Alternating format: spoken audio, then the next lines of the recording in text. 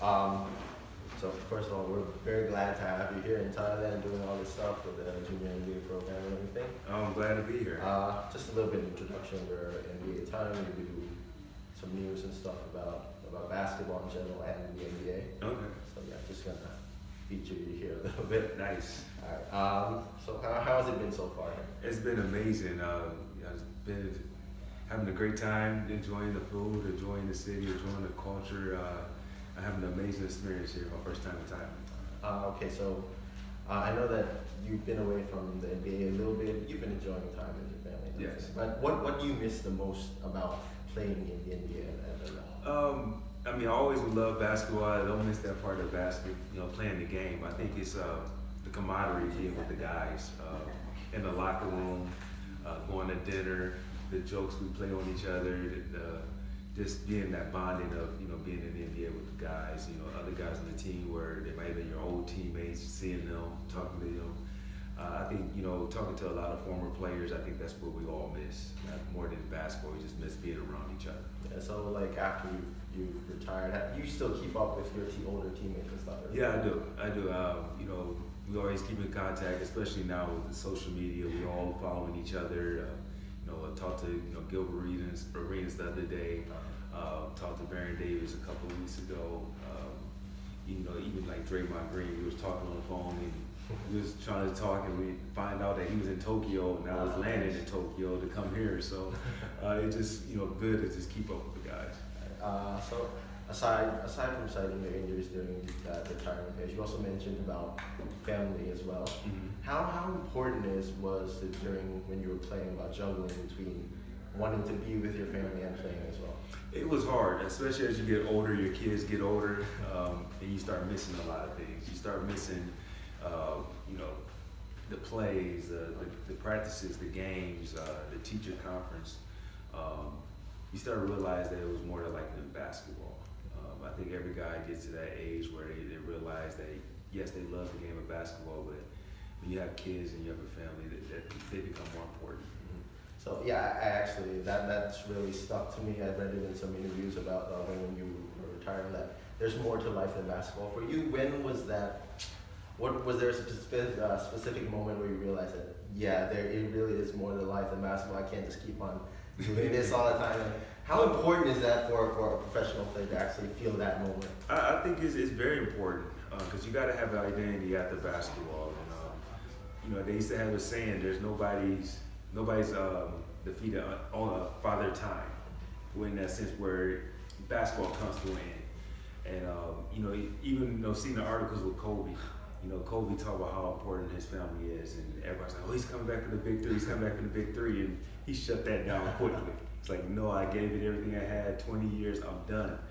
And it just makes you realize, how important your family is, because basketball is only a short period of your life.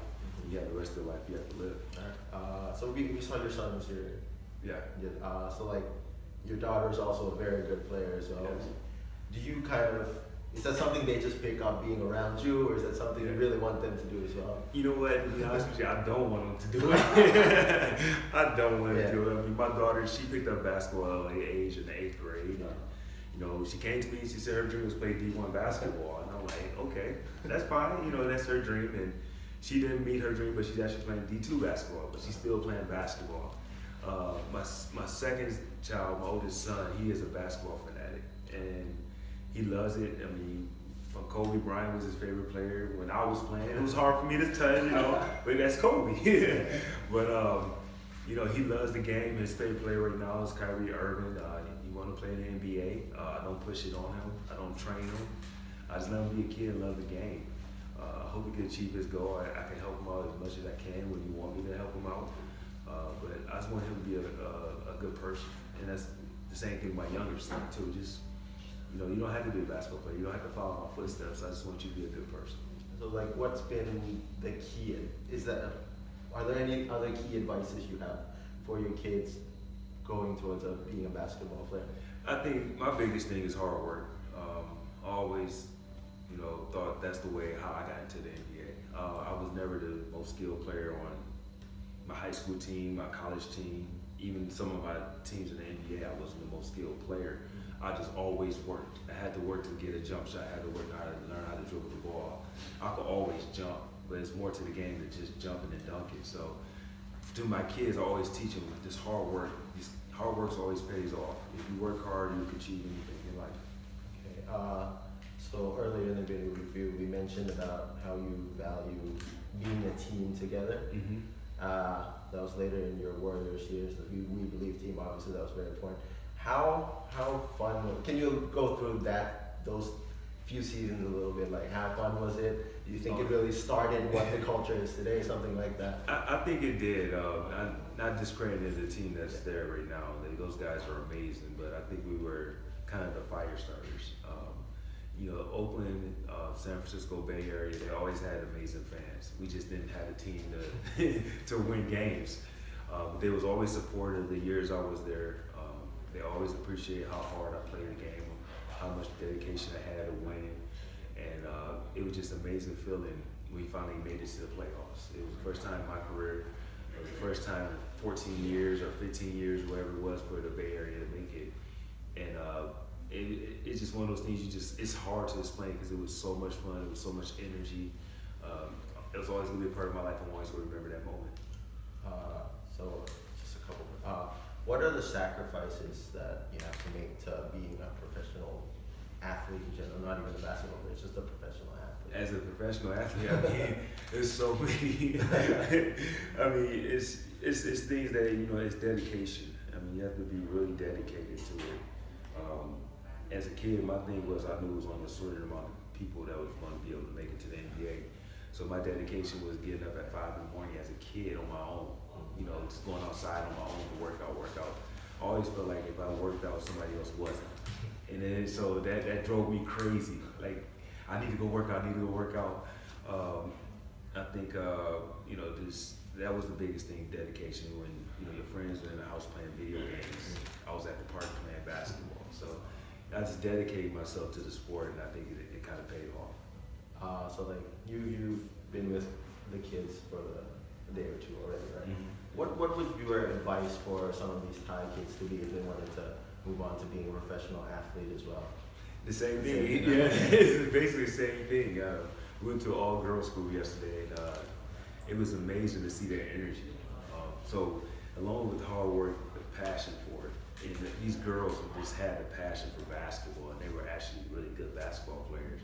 And so when you have that dedication, that passion together, and the love for the game, I think everything helps out and it turns out the best for you.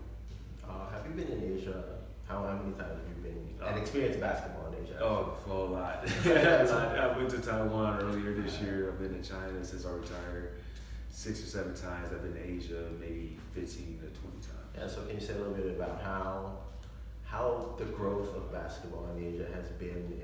How do you feel like the growth has been for basketball? Oh, it's amazing. I mean, it seems like every year it's getting better and better and better. From the first time I came here, I think it was 2003 maybe, 2002 or something. I came here the first time I was in China, and I was with Nike, and it was kind of we was watching going through the drills. The kids were kind of fumbling the ball, couldn't understand the moves we was trying to teach them. And I come back to China last year, and these kids are advanced with basketball, and it's like, whoa, wait a minute, what happened in the last 10, 15 years?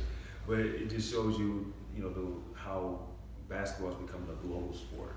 I mean, it's not going to knock off soccer. I think soccer is pretty much the international sport, but I think basketball has gained so much traction in Asia because of guys like Yao and Jeremy Lin and those guys like that popularizing in the sport. And teams are getting better, and people seeing guys like Steph Curry, somebody they can relate to, a smaller guy, not too much weight on him, and he's dominating the NBA. So I think the game is becoming more of a global sport. Okay. We've been hitting a lot of heavy stuff. Just one something light here. I mean, we've seen you do a lot of crazy dunks throughout your playing days. Yeah. Do you think you had a couple more tricks that you might have wanted to pull out while you were still had all my tricks were out the book. I had nothing else, and I think for me, dunking was always something I loved. I did it with a passion. I used to love watching the Saturday night dunk contest and stuff like that. And you get into the dunk contest, and for me, it was me out there just being a kid again. I didn't see the crowd, I didn't see the cameras. It was just me in that rim, and I was like, I've been doing these dunks all my life, so this is gonna be easy. But you know, people always ask me, what can they do to make the dunk contest better? And I think people just have a passion for just doing it, you know. And I think, you know, was it 2 years ago or 3 years ago now, with Aaron Gorin and Zach LaVine, in my opinion, was one of the best dunk contests I've ever seen. I mean, those guys pull out dunks I never could ever attempt in my life. So I think it's just good to see guys like that still wanting to do it, still coming out there competing, you know, having their own flair to their dunks. I think it's amazing. I think that's all. Thank you very All much. right, no problem. Thank you. Thank you. All right. Thanks, guys. No problem. Actually, now that they got these here, Yeah. you have to get signed this Yeah, one. of course. Have to do these. Yeah, he did. He's in the archives for these ones. Man, you caught Slam and got these reprinted. These are brand new.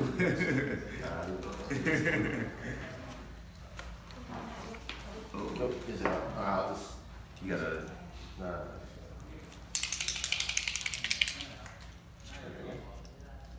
Yes, you got a piece of paper somewhere on you? A napkin or something?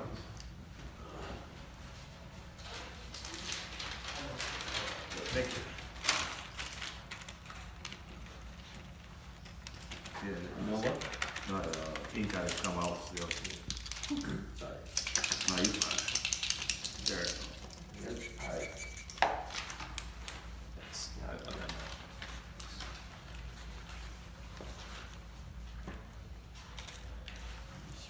This is yours.